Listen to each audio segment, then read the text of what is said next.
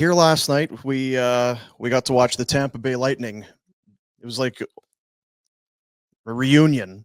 It's like, oh yeah, these guys still are really good. Oh, there's Kucherov and Gensel's pretty good, I guess. And yeah, not bad. Guys are pretty good.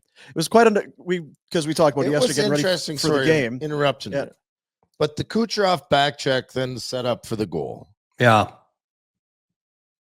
Is almost something every kid fan should watch, right?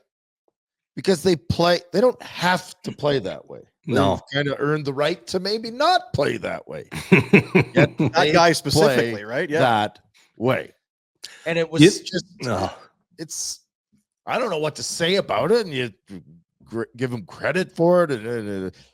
But to me, it was just such an example of, so you want to be somebody, do you? Yeah, I find him to be arguably the most interesting player in the league. And I mean, it's pretty obvious at times he's been the most dominant player in the league, but we're drawn to the score sheet because normally that's where he dominates the most. But Rhett, that's a perfect illustration of the fire that burns in that belly, in that man's belly, because all he wants to do is win. So it's being the example that the younger players around the Tampa Bay Lightning are now going to have to follow. It's giving John Cooper, more ammunition to put you out there in every single circumstance. We often rave about Anthony Seravalli and the fact that, if John Cooper had another child, he would simply adopt Anthony Seravalli because he loves him so much. But there are so many different facets to Kucherov's game.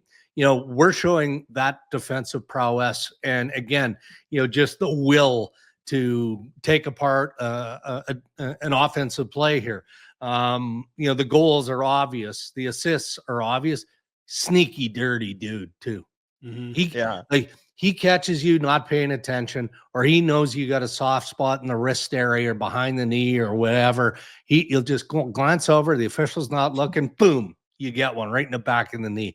I love the way Nikita Kucherov plays. If he's in a Canadian market, like think about how big Matt Sundin won. He was a very good player. He's nowhere near Kucherov level, and it was like he's a god walking around this. Imagine if Kuch was in Montreal or Toronto or Chicago. Yeah, it's wild. Yeah, he's an all-timer, because even when you watch that play, when he's back checking, it's not like he's skating 100 miles. He's right there. He plays it kind of almost a sneaky high speed, and he's so smart. He doesn't have to bust his ass like so many other guys.